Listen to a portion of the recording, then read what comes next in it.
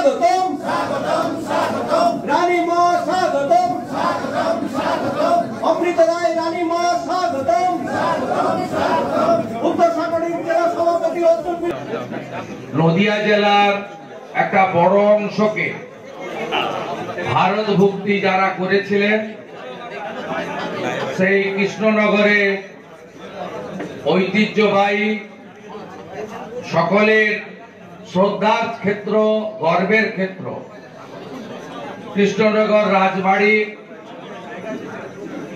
বর্তমান রানী মাতা শ্রীমতী অমৃতা রায় মহোদয়া, যার সমাজ সেবিকা হিসেবে এলাকার মানুষের প্রতি জনসংযোগের একজন অত্যন্ত অগ্রণী মাতৃশক্তি হিসেবে এবং পরিবেশ বান্ধব সহ অ্যানিমেল লাভার হিসেবে যার এই এত অঞ্চলে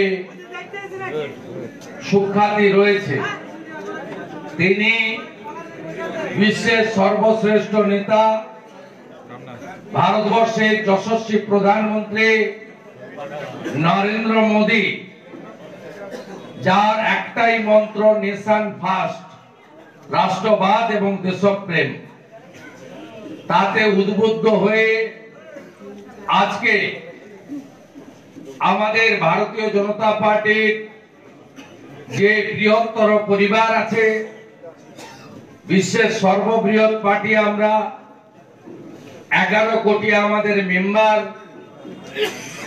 এবং আমরা সবাই বিজেপি পরিবারে তথা মোদীজির পরিবারে আমরা আমাদের রানী মাতাকে আজকে যুক্ত করার অত্যন্ত সৌভাগ্যের একটি কর্মসূচিতে উপবিষ্ট হয়ে আমরা রানী মাকে আমাদের মধ্যে আজকে গ্রহণ করে নিলাম। আমাদের বিশ্বাস কৃষ্ণনগরের ঐতিহ্যবাহী যে তার অতীত ঐতিহ্য রয়েছে, গর্বের ঐতিহ্য রয়েছে, যা বর্তমান প্রাক্তন সাংসদ মানে প্রাক্তন হওয়ার কারণটাও অত্যন্ত বেদনাদায়ক বা অত্যন্ত আমাদের ক্ষেত্রে কৃষ্ণনগর এবং বাংলার ক্ষেত্রে লজ্জাদায়ক।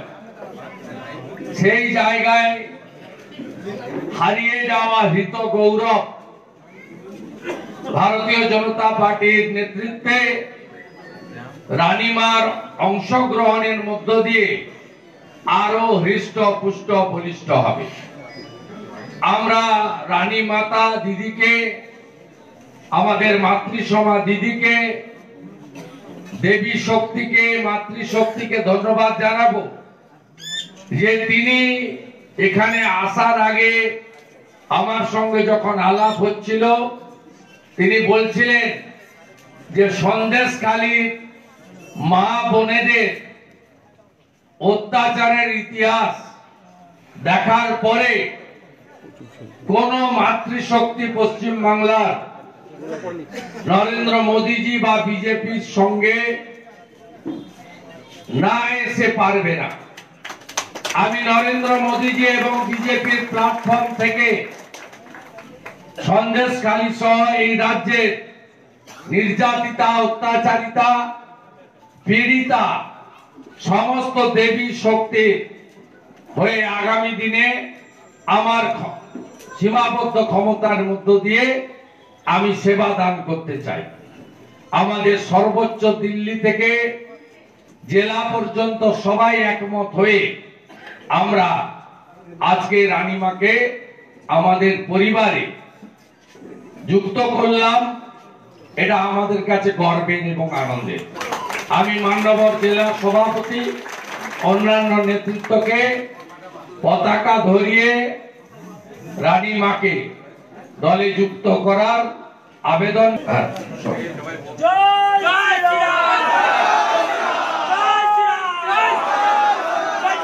বন্দে মাতরম, বন্দে মাতরম। बीजेपी परिवारे रानी माता स्वागतम, बीजेपी परिवारे रानी माता स्वागतम, नरेंद्र मोदी जिंदाबाद, बीजेपी बीजेपी बीजेपी जीवतम, भारत माता की, भारत माता की, वंदे वंदे वंदे वंदे वंदे वंदे वंदे। এবারে রানীমা তার যদি কিছু বলার থাকে তিনি বলবেন।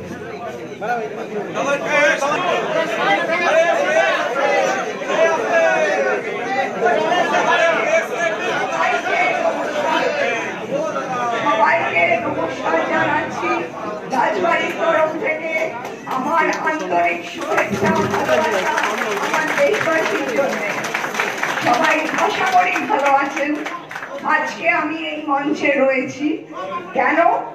কারণ আমি চাই, আমার খুব ইচ্ছে ছিল কিন্তু কিরম ভাবে করবো আমি সেটা জানতাম না, কিন্তু আমার কাছে যখন এই প্রস্তাব এলো, আমি যদিও আমি পলিটিক্সের লোক নই, কিন্তু আমি একটা চেষ্টা ডেফিনেটলি করতে পারি আমার 1000% দিয়ে, যে সবার যেন ভালো হয়, সব থেকে যারা বঞ্চিত তাদের যেন মঙ্গল হয়, এবং তারা যেন বঞ্চিত না থাকে, এবং তারা যেন তাদের দুঃখ প্রকাশটা একজন মানুষের কাছে করতে পারে, এবং তারা যেন একটা স্বাভাবিক লাইফে থাকে, আতঙ্কিত লাইফে নয়। হ্যাঁ বলুন, কিছু বলবেন? আচ্ছা, তো এই জন্যই আমি এই প্ল্যাটফর্মটা বেছে নিয়েছি।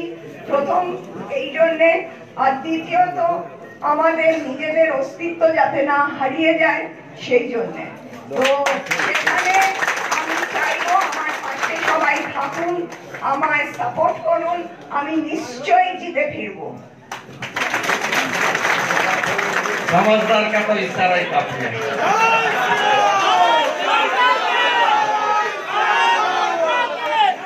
আপনারা রানীমা তো তার বাড়িতে থাকেন, আপনারা সকালবেলা 9টা থেকে, তাই তো 9টা না 10টা, হ্যাঁ 9টা থেকে উনি 1 ঘন্টা মানে আপনাদের সঙ্গে আলাপচারিতা করতে পারেন।